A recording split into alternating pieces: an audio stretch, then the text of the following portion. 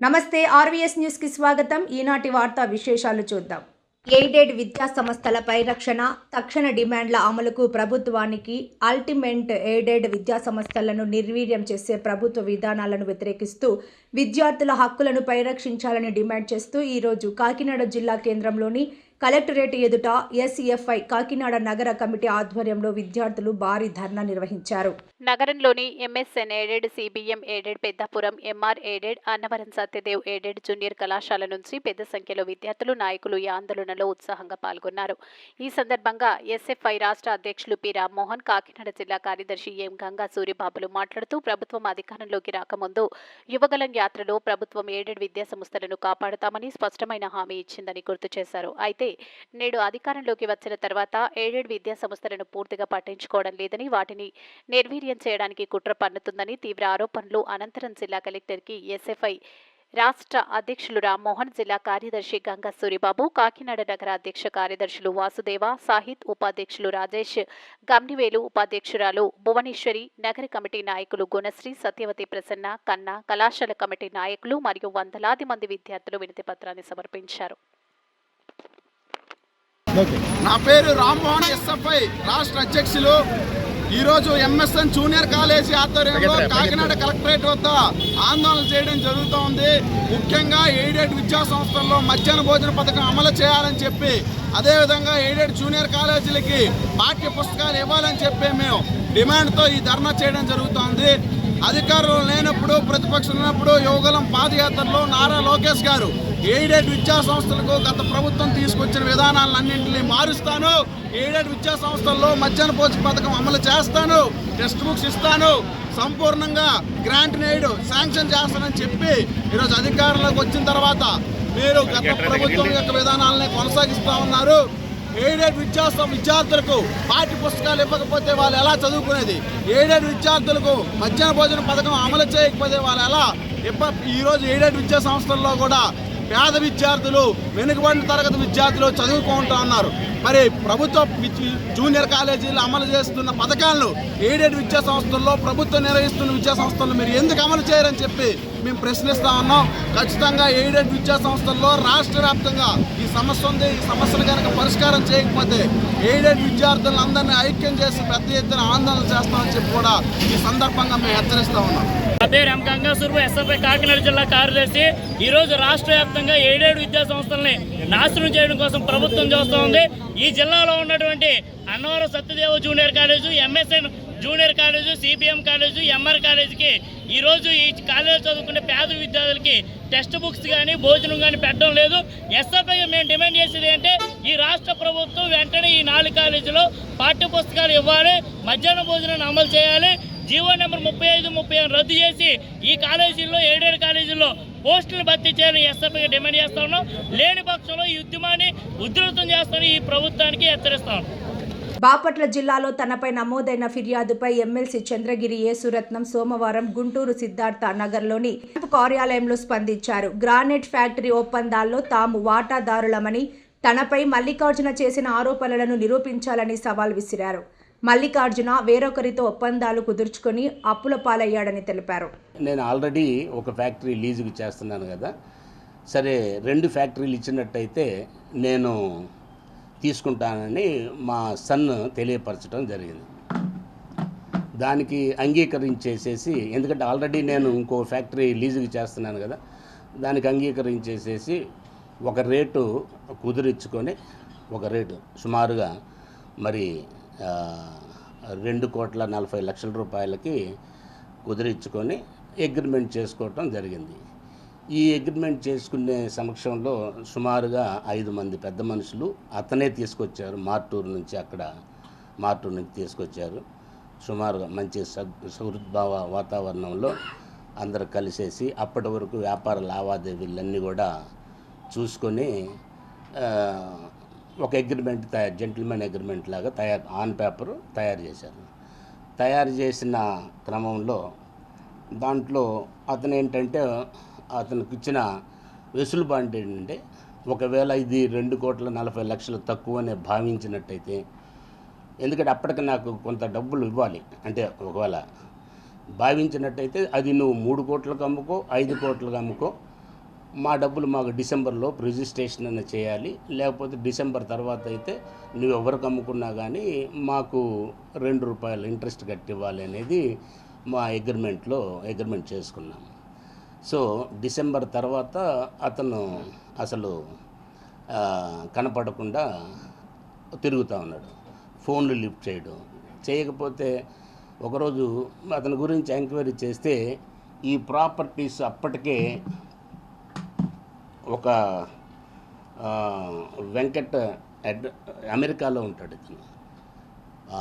ఇతని దగ్గర సుమారుగా ₹1,00,00,000 చిల్లర ఈ ఫ్యాక్టరీలు అమ్ముతానని ₹1,00,00,000 చిల్లర వెంకట దగ్గర తీసుకున్నాడు. తర్వాత గొర్రె శ్రీనివాస్ అనే అతని దగ్గర మరి తాకట్టు పెట్టి తీసుకున్నాడు. మోహన్ రెడ్డి అనే దగ్గర మరి తాకట్టు పెట్టి ఒక దీనిలో ఉన్నదాన్ని తాకట్టు పెట్టి మోహన్ రెడ్డి దగ్గర తీసుకున్నాడు, గొర్రె శ్రీనివాస్ దగ్గర తీసుకున్నాడు. సంతమావులూరులో పెద్ద వెంకటరెడ్డి అని పెద్ద మనిషి ఉన్నారు, ఆయనకి దగ్గర కూడా ఒక 40 సెంట్లు చేసేసి తీసుకోవటం జరిగింది. వీటన్నిటిని ఎవరికి తెలియకుండా వాళ్ళకి నీకు చేస్తానని అంటూ, సో ఒకరోజు ఆల్ ఆఫ్ సడన్ జూన్ నెలలో నేరుగా ఫ్యాక్టరీ మీదకి వెళ్ళేసేసి దొమ్మి చేసేసి అక్కడున్న మేనేజర్ని వాళ్ళని బంధించేసి అక్కడున్న వస్తువుల్ని తర్వాత అవన్నీ కూడా వైర్లు గీర్లు అన్నీ కూడా మోసుకుని పోయినవన్నీ కూడా ట్రాక్టర్లు వేసుకుని వెళ్ళడం జరిగింది. ఇది ఆ రోజే కంప్లైంట్ ఇచ్చాము సంతమావులూరు పోలీస్ స్టేషన్లో, రికార్డెడ్ కంప్లైంట్ ఇచ్చాము. దాని మీద ఏ నిర్ణయం తీసుకోకపోతే తర్వాత గ్రీవెన్సెస్లో కూడా బాపట్ల గ్రీవెన్సెస్లో కూడా ఎస్పీ గారికి కూడా ఇవ్వడం జరిగింది. అయితే పొన్నూరు నియోజకవర్గంలో గతంలో జరిగిన బర్నబాసు హత్య కేసులో సిఐడి తనకు నోటీసులు ఇచ్చినట్లు జరుగుతున్న ప్రచారంలో వాస్తవం లేదని మాజీ ఎమ్మెల్యే కిలారి రోషయ్య కొట్టేపారేశారు. గుంటూరు కృష్ణానగర్ క్యాంపు కార్యాలయంలో మంగళవారం రోషయ్య మాట్లాడారు. తన ఎదుగుదలని ఓర్వలేక కొందరు ఉద్దేశపూర్వకంగా దుష్ప్రచారం చేస్తున్నారని ఆగ్రహం వ్యక్తం చేశారు. ఈ విషయాన్ని టీడీపీ జనసేన అధినాయకుల దృష్టికి తీసుకెళ్తానని చెప్పారు. పార్టీలో ఏ విధంగా పార్టీలో తగిన గుర్తింపు లేకుండా ఫస్ట్ నుంచి కష్టపడే కార్యకర్తల్ని విస్మరించి వాళ్ళకి తగిన గుర్తింపు ఇవ్వకుండా వాళ్ళ ఇంట్లో పనిచేసే డ్రైవర్లకో లేకపోతే ఎవరికో ఏదో కంటబెట్టి నేను జనసేన వాళ్ళకి ఇచ్చేసామంటే అది కరెక్ట్ కాదు. పార్టీకి కష్టపడే వ్యక్తులకి ఇవ్వాలి, గుర్తించుకొని వాళ్ళకి ఇవ్వాలని నేను కోరుతా ఉన్నా. మరీ ముఖ్యంగా ఇవాళ జనసేన పార్టీ పొన్నూరు నియోజకవర్గంలో చాలా బలంగా ఉంది. కొంతమంది చెప్పరాసి వెధవలు పార్టీని వ్యక్తుల్ని ఎవరిని కూడా ఎదరనివ్వకుండా వాళ్ళు కాలు కింద దూరి పార్టీని ఎదగనీయకుండా చేస్తా ఉన్నారో ఇవాళ పార్టీ దృష్టి కూడా మేము తీసుకెళ్ళిపోతా ఉన్నాం. అదేవిధంగా ఏదైతే గత నెలలో కానీ నిన్నటి వచ్చిన ట్రోల్స్ మీద కూడా పార్టీ హైకమాండ్ దృష్టి పవన్ కళ్యాణ్ గారి దృష్టికి తీసుకెళ్ళిపోతా ఉన్నాం. అదేవిధంగా తెలుగుదేశం పార్టీ అధ్యక్షులు చంద్రబాబు నాయుడు గారి దృష్టికి, లోకేష్ గారి దృష్టికి కూడా ఇవన్నీ కూడా వాటి ముందు ఉంచడం జరుగుతూ ఉందని చెప్పి జరిగిద్దని కూడా తెలియజేస్తా ఉన్నా. ఎందుకంటే వాస్తవాలు బయటికి రావాలి. ఈ ఏదైతే ఆరోపణలు చేస్తున్నారో, ఏదైతే బురద వేసే ప్రయత్నం చేస్తున్నారో ఇవన్నీ కూడా వాళ్ళ ముందు ఉంచి వీళ్ళ యొక్క చొక్కాలు ఏ విధంగా ఓడదీయాలో నాకు బాగా తెలుసు. తప్పుడు కేసులు లేదు అక్రమ అరెస్టులు భయాందోళన గురి చేసి ఎక్కడ కూడా జనసేన పార్టీ కార్యకర్తలు నోర్లు కానీ లేకపోతే సామాన్య ప్రజలు ఒక నోర్లు కట్టేయటం అనేది పిచ్చి తనం. ఎల్లప్పుడూ సాగవయ్యి ఏదైనా మంచి చేయాలనుకుంటే నియోజకవర్గంలో 10 మందికి మంచి చేసే కార్యక్రమం చేయాలే తప్ప ఫలానా వ్యక్తి రాకూడదు, రోసయ్య రాకూడదు,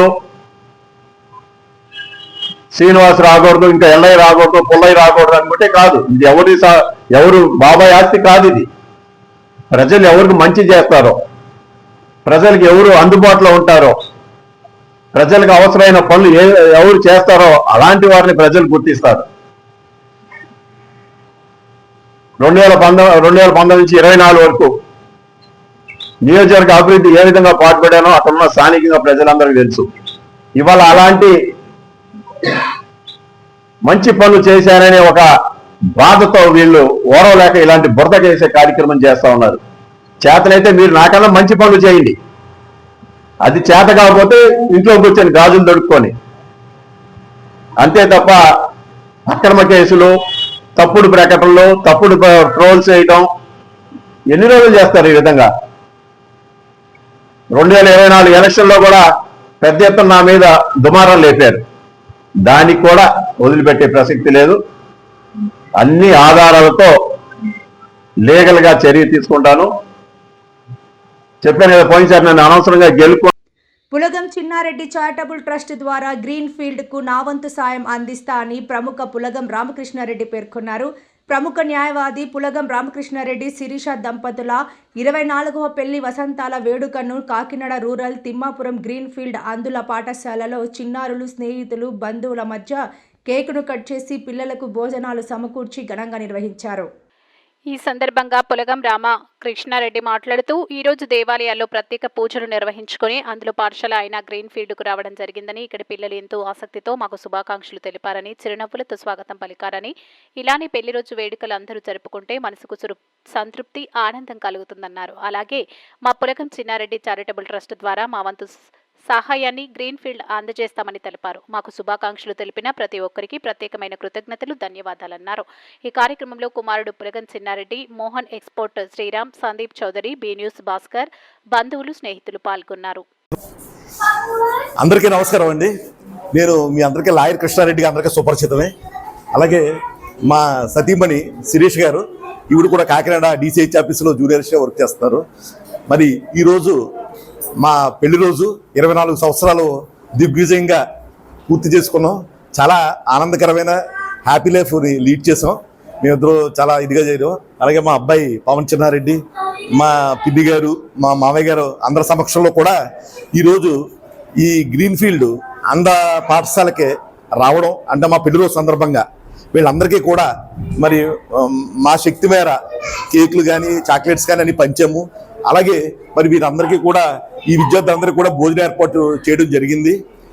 ఈ కార్యక్రమం మాకు చాలా చాలా ఆనందంగా ఉందండి. ఎందుకంటే ఈరోజు ఎన్నో గుళ్ళు తిరిగాం, ఆ గోపురాలకు ప్రదర్శన చేసుకున్నాం, సాయంకాలం అనేక సాంస్కృతిక కార్యక్రమాల్లో పాల్గొంటాం. కానీ ఈ కార్యక్రమంలో పాల్గొనడానికి మాకు ఎంతో ఉత్సాహంగా ఉందండి. అంటే నిజమైన ఉత్సాహం ఇటువంటి కార్యక్రమాలు చేసినప్పుడే కలుగుతుంది. ఈ పిల్లల్ని చూస్తుంటే మరి చాలా లోపల ఒక బాధగా ఉన్నప్పటికీ కూడా మరి వీళ్ళంత ఆనందంగా మా గ్రీటింగ్స్ చెప్పడం, చప్పట్లు కొట్టడం నన్ను చాలా చాలా చాలా హృదయ ఇదిగా నన్ను ప్రేరేపించింది. అందువల్ల మా ఫ్రెండ్స్ అందరికీ కూడా, మా తోటి లాయర్లకు కానీ, లేకపోతే మా మిసెస్ చేస్తున్న డిపార్ట్మెంట్ తోటి ఉద్యోగస్తులకు కానీ అందరికీ కూడా తప్పకుండా వాళ్ళ పెళ్లి రోజు కానీ పుట్టినరోజు కానీ వాళ్ళ ఇంట్లో ఏ శుభ కార్యక్రమం జరిగినా సరే ఇక్కడ వీళ్ళందరికీ కూడా ఇలా చాక్లెట్లు లేకపోతే ఇలా భోజన కార్యక్రమాలు ఏర్పాటు చేయమని చెప్పేసి నేను అందరికీ కూడా తెలియజేస్తాను. అంతేకాదు నాకు మా నాన్నగారి పేర పులగం చిన్నారెడ్డి చారిటబుల్ ట్రస్ట్ ఉంది. అంటే ఇన్నాళ్ళు నాకు సరైన దృష్టిలో పడలేదు. నేను కాకినాడలో ఉంటున్నప్పటికీ ఇదే ఫస్ట్ టైం ఇక్కడికి రావడం, ఈ పరిసర వాతావరణం కానీ ఇక్కడ ఎన్విరాన్మెంట్ ఇంత శుభ్రతగా ఎన్ని ఏర్పాటు చేయడం అని చూస్తుంటే దీనికి ఎంతో కొంత నా పరిధిలో సహాయ సహకారాలు చేయాలనిపిస్తుంది. భవిష్యత్తులో తప్పకుండా ఈ కార్యక్రమం చేస్తాను. ఈ పాఠశాలకు ఏదన్నా మా పులగం చిన్నారెడ్డి హెల్త్ చారిటబుల్ ట్రస్ట్ గుర్తుండిపోయే విధంగా నేను ఏదో ఒక సాయం చేస్తానని నా ఈ పెళ్లి రోజు సందర్భంగా హామీ ఇస్తున్నాను. సో చాలా చాలా ఆనందంగా ఉందండి, మంచి కార్యక్రమం.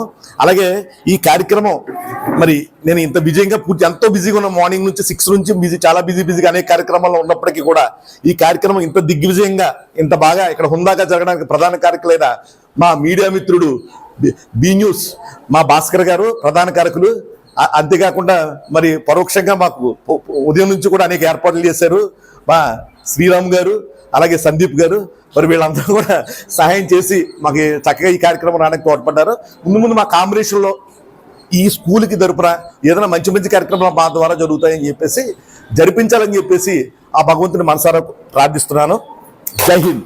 గ్రీన్ఫీల్డ్కు అమ్మ చేయూత. తిమ్మాపురంలో గల గ్రీన్ఫీల్డ్ అంధుల పాఠశాలకు అమ్మ హెల్పింగ్ సర్వీస్ అధినేత పసుపులేటి ఆశా మనోహర్ దంపతులు బుధవారం కాకినాడ రూరల్ మండలం తిమ్మాపురంలో గల గ్రీన్ఫీల్డ్ అంధుల పాఠశాలకు ఆగస్టు నెలలకు సరిపోవా 5,000 రూపాయలు విలువ చేసే నిత్యావసర సరుకులు అందజేశారు.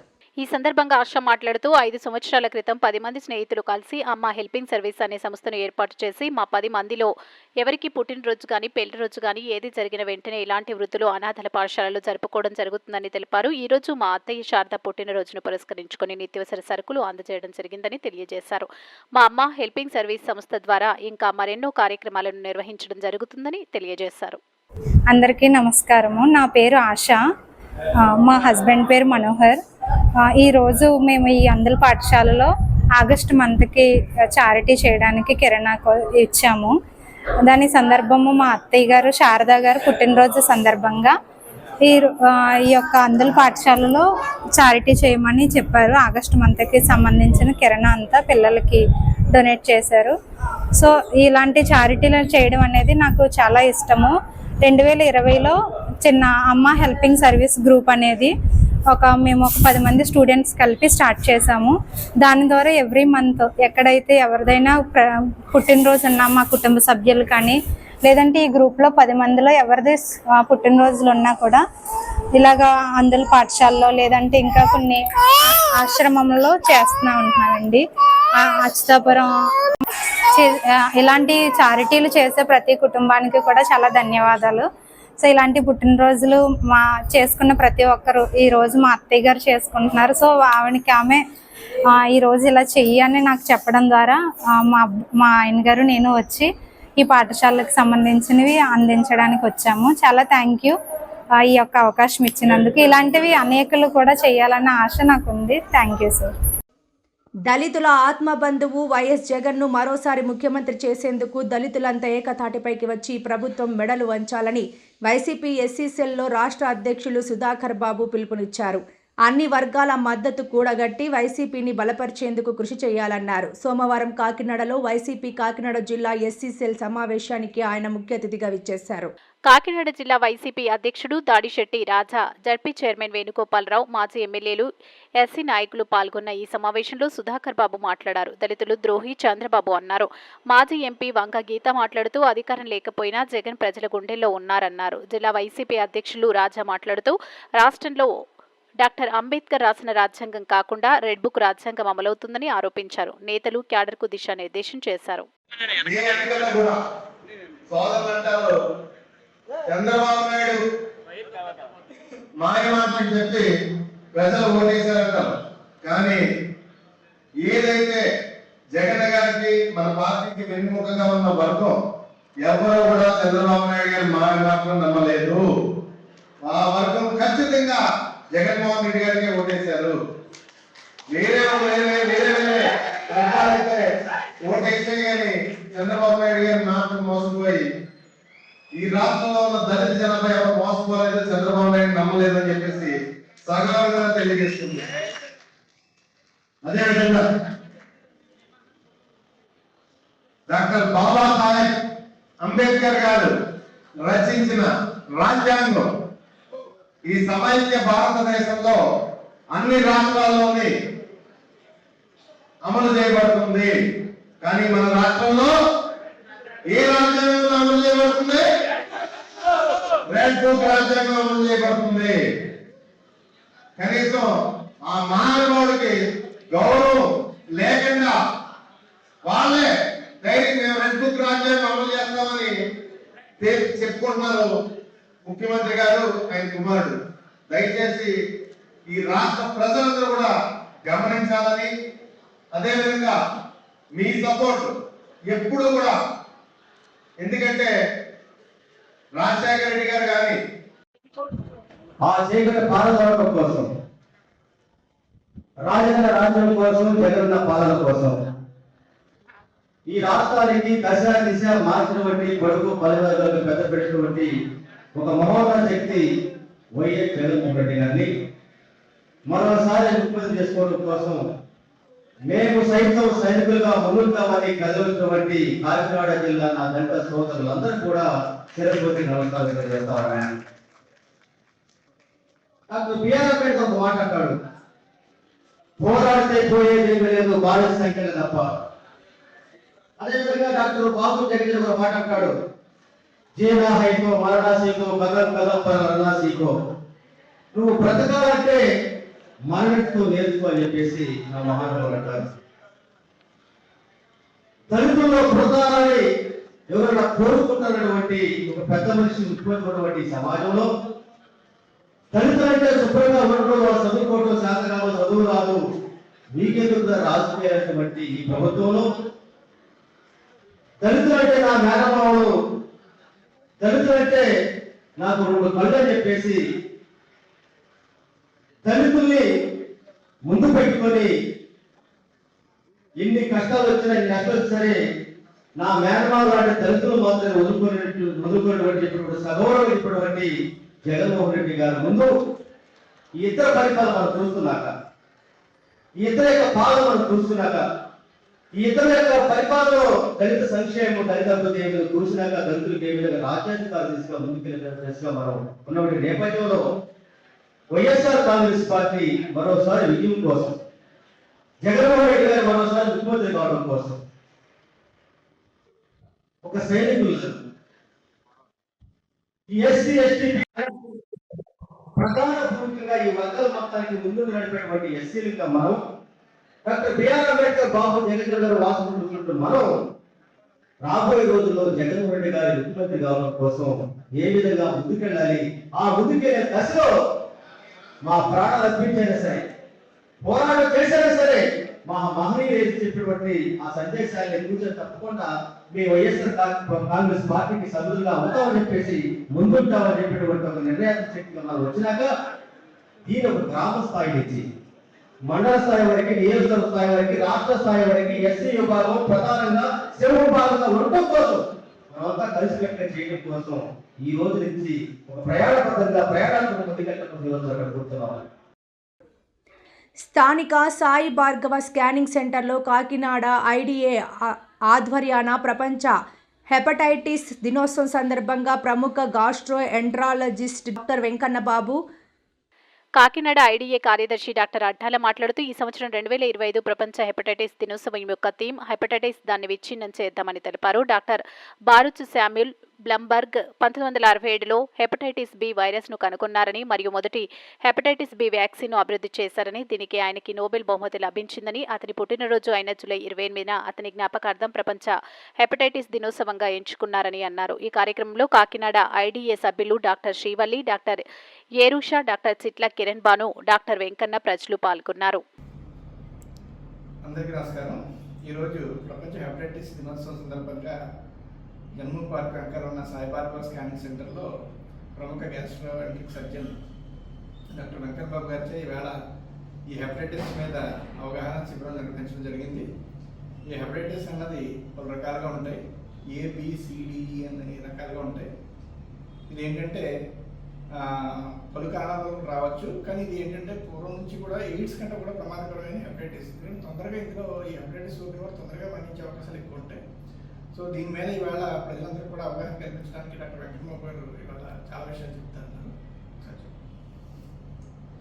నా పేరు Venkanna Babu, surgical gastroenterology and hepatology practice చేస్తాను. ఈ వరల్డ్ హెపటైటిస్ డే అన్నది, హెపటైటిస్ అన్నది కంటికి కనిపించకుండా పెరిగే అత్యంత బర్డెన్ కలిగించే డిసీజ్. హెపటైటిస్ అంటే లివర్లో ఇన్ఫ్లమేషన్ రావడం. మేజర్గా వైరల్ హెపటైటిస్ అని ఇది ఒక 5 టైప్స్ ఆఫ్ వైరసెస్ వల్ల వస్తుంది. అది కంటికి కనిపించిన సొసైటీ బర్డెన్. మనం దాన్ని అర్లీగా డిటెక్ట్ చేసుకుని అర్లీగా ట్రీట్మెంట్కి వెళ్ళకపోతే ఈ హెపటైటిస్ ఇన్ఫ్లమేషన్ కాస్త సిరోసిస్ అండ్ లివర్ క్యాన్సర్కి దారితీసే అవకాశం ఉంటుంది. దానివల్ల దాని యొక్క బర్డెన్ సొసైటీ మీద ఉన్న దాన్ని దృష్టిలో పెట్టుకుని WHO వరల్డ్ హెల్త్ ఆర్గనైజేషన్ ఈ జూలై 28న వరల్డ్ హెపటైటిస్ డేగా అనౌన్స్ చేసింది. దీని ముఖ్య ఉద్దేశం ఏంటి అంటే ప్రజలందరికీ వరల్డ్ హెపటైటిస్ గురించి తెలియాలి, దాన్ని గురించి ప్రివెంట్ చేసుకునే పద్ధతులు పాటించడం ద్వారా ఈ భయంకరమైన వ్యాధి సోకకుండా దాని యొక్క కాన్సిక్వెన్సెస్ బాడీ మీద రాకుండా సరైన పద్ధతిలో ట్రీట్మెంట్ ద్వారా హ్యాపీ లైఫ్ పొందవచ్చు. యూజువల్గా ఇది వైరల్ ఇన్ఫెక్షన్స్ వల్ల ఎక్కువ కామన్గా వస్తుంది. ఆల్కహాల్, రిమైనింగ్ డ్రగ్స్ వల్ల కూడా వస్తూ ఉంటుంది. ఈ వైరల్ ఇన్ఫెక్షన్స్ ముఖ్యంగా hepatitis A, B, C, B E అని 5 టైప్స్లో వస్తుంది. చాలా ఎక్కువ మనం తినే ఆహారపు అలవాట్ల వల్ల వస్తూ ఉంటుంది. కలుషితమైన వాటర్ తీసుకోవడం వల్ల ఈ వస్తుంటాయి. అండ్ తర్వాత ఇంజెక్షన్స్ షేర్ చేస్తే ఒకే ఇంజెక్షన్స్తో 2-3కి ఇచ్చిన బ్లడ్ ప్రొడక్ట్స్ ట్రాన్స్ఫ్యూజన్ ద్వారా కూడా ఇది వస్తూ ఉంటుంది. రిమైనింగ్ STDs, సెక్సువల్ ఇంటర్కోర్సెస్ ద్వారా కూడా విత్ పీపుల్తో రావచ్చు. ఇది వచ్చిన తర్వాత ఇమీడియట్గా మనం చూసుకోవడానికి టెస్టులు ఉంటాయి.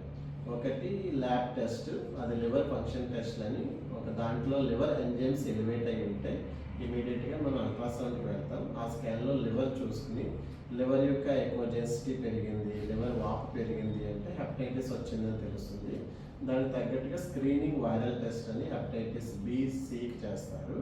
ఒకవేళ వాటిలో పాజిటివ్ వచ్చిన తర్వాత ఇమీడియట్గా వైరల్ లోడ్ అసెస్ చేసుకుని దానికి తగ్గ ట్రీట్మెంట్ స్టార్ట్ చేసుకుంటే ఈ కాంప్లికేషన్స్ రాకుండా, ఈ సిరోసిస్, క్రానిక్ హెపటైటిస్కి వెళ్ళకుండా, క్యాన్సర్ అవి రాకుండా ప్రివెంట్ చేయవచ్చు. ఎక్కువగా దాన్ని రాకుండా కాపాడుకోవడానికి healthy life style is always important.